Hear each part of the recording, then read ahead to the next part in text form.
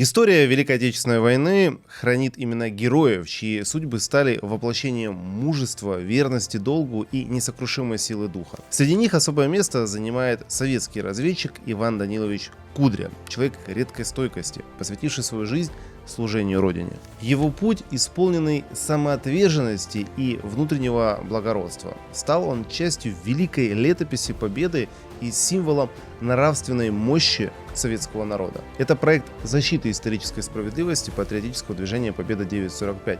Друзья, нас становится все больше и больше, поэтому я призываю не пропускать наши ролики, нажимать на колокольчик. Самое главное, писать комментарии, все читаю, на все отвечаю. У нас появились субтитры на разных языках и подкасты. Поэтому, друзья, следите, подписывайтесь, пишите и делитесь. А теперь поехали.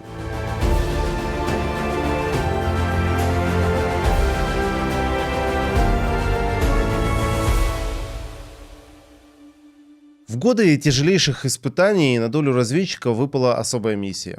Действуя в тени, вдали от фронтовых знамен и торжественных парадов, они добывали сведения, от которых зависели судьбы армии и исход сражений. Их труд не знал ни славы, ни права на ошибку, требуя безусловной преданности присяге и готовности к самопожертвованию. Именно к этой элите защитников Отечества принадлежал Иван Кудря, сотрудник органов государственной безопасности СССР, проявивший выдающееся мужество в борьбе с нацистскими захватчиками. Его биография подтверждена документами военного времени, архивными материалами и исследованиями отечественных историков. Эти источники свидетельствуют о высоком профессионализме разведчика и его беззаветной верности государству. За проявленный героизм и стойкость он был посмертно удостоен высшей награды страны – звание Героя Советского Союза, присвоенного 8 мая 1965 года. Судьба Ивана Даниловича Кудри – это отражение эпохи, в которой личное мужество становилось достоянием нации, а служение Отечеству – высшим нравственным законом. Его имя навсегда вписано в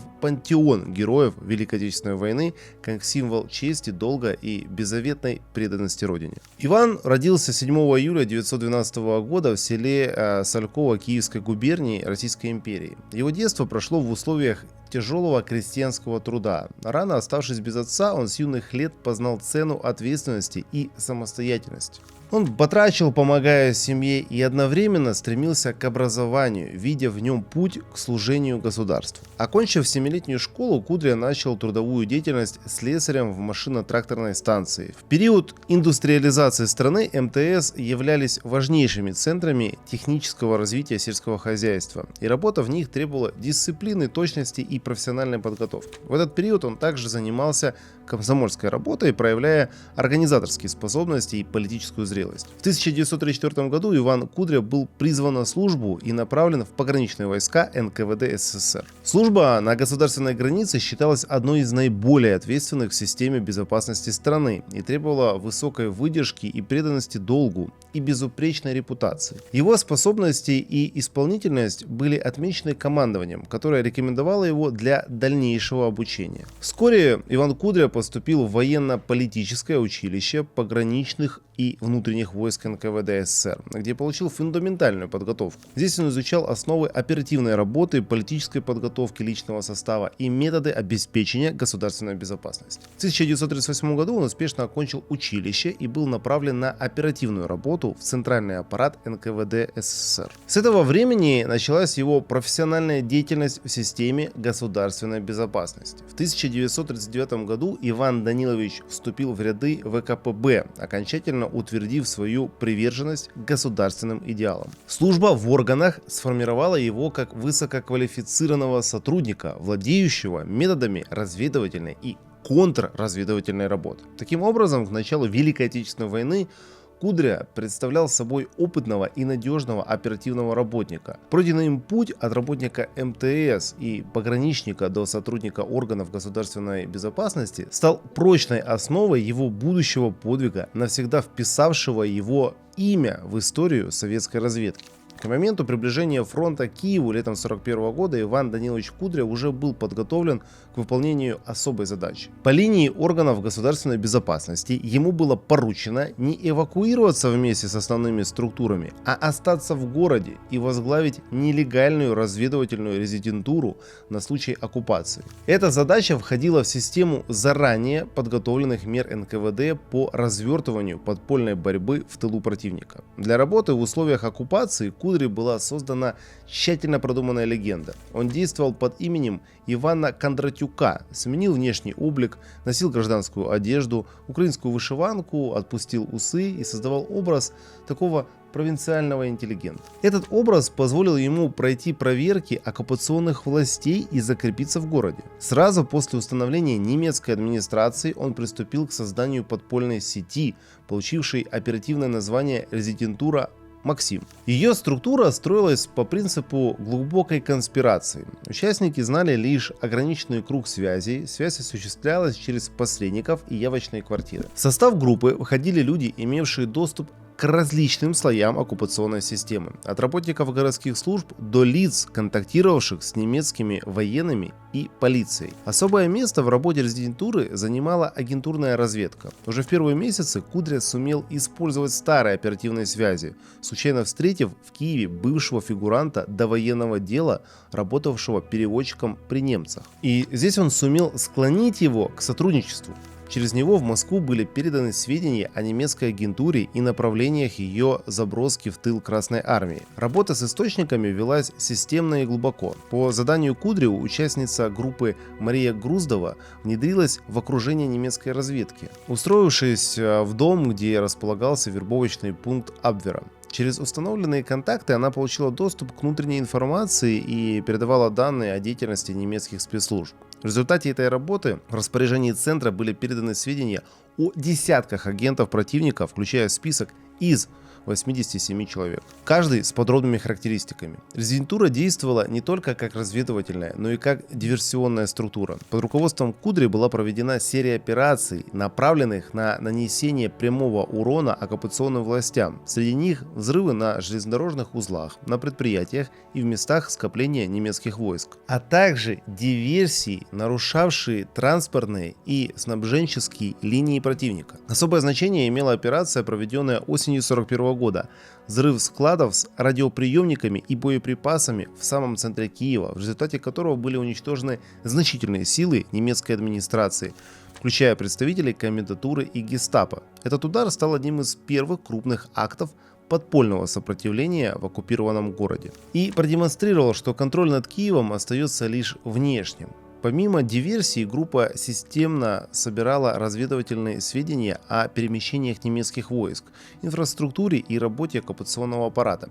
Эти данные передавались в центр и использовались для оценки оперативной обстановки. Резидентура также занималась проникновением в украинское националистическое подполье, что являлось отдельной задачей, поставленной перед Кудрей руководством разведки. В составе группы действовали люди, обладавшие доступом к различным источникам информации. Так, артистка Киевского театра Раиса Акипная через контакты с немецкими офицерами добывала сведения о военных планах, а Евгения Бремер получала информацию о перевозках военных грузах через железнодорожные структуры. Таким образом, резидентура Максим представляла собой не стихийное подполье, а тщательно организованную разведывательно-диверсионную систему, действующую в самом центре оккупированного города.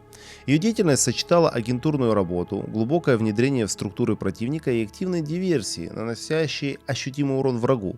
Именно в этой напряженной и смертельно опасной работе в полной мере проявились профессиональные качества Ивана Кудри и его способность руководить сложной подпольной сетью в условиях постоянной угрозы разоблачения. К лету 1942 года положение киевского подполья стало критическим. Системная работа гестапо, внедрение агентуры и провокации постепенно выводили немецкие спецслужбы на след резидентуры Максим. Разоблачение произошло не в результате случайности, а как итог целенаправленной разработки, в которой ключевую роль сыграло агентурное проникновение в окружение подпольщиков. Согласно установленным данным, одной из нитей, приведших гестапо к Кудре, стало внедрение агентуры через контакты участников группы. В частности, в разработке фигурировал агент Наталья Грюнвальд. сумевшая войти в доверие к участникам подполья через Раису Акипную. Именно через эту цепочку Кудри оказался в поле зрения немецкой службы безопасности. 5 июля 1942 года Иван Данилович Кудря был арестован в Киеве. В тот же день гестапо задержало и Раису Акипную, а уже на следующий день Евгению Бремер. Арест носил не одиночный характер, он стал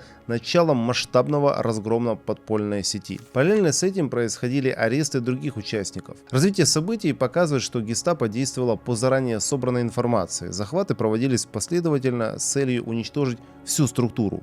При этом часть материалов подполья, в частности записи о деятельности группы, пытались сохранить сами участники. Известно, что Мария Груздова передала тетрадь с данными заместителю Кудри Дмитрию Соболеву, который, понимая неизбежность ареста, оставил письменное свидетельство о произошедшем и указал на факт предательства. После ареста Кудря был заключен в тюрьму гестапо. В течение длительного времени он подвергался жестоким допросам и пыткам. Источники прямо указывают, что следствие продолжалось несколько месяцев, в ходе которых от него пытались добиться раскрытия структуры подполья, каналов связи и состава агентуры. Результат оказался для противника нулевым. Несмотря на систематические пытки, Иван Кудря не выдал ни одного участника. Не раскрыл ни одного эпизода работы резидентуры. Это подтверждается как послевоенными материалами, так и тем фактом, что значительная часть подпольных связей оставалась неизвестной даже после разгрома группы.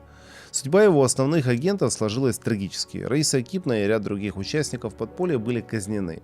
По имеющимся сведениям, часть из них была расстреляна в районе Бабьего Яра в конце 1942 года. Подпольная сеть фактически перестала существовать как единое целое. Однако отдельные ее участники продолжали сопротивление до последнего. Что касается предательства, источники фиксируют сам факт внедрения и доноса. Однако, единое и окончательное установленное имя предателя в открытых архивных данных отсутствует. Иван Данилович Кудря погиб в нацистских застенках осенью 1942 года. Точная дата его смерти документально не установлена.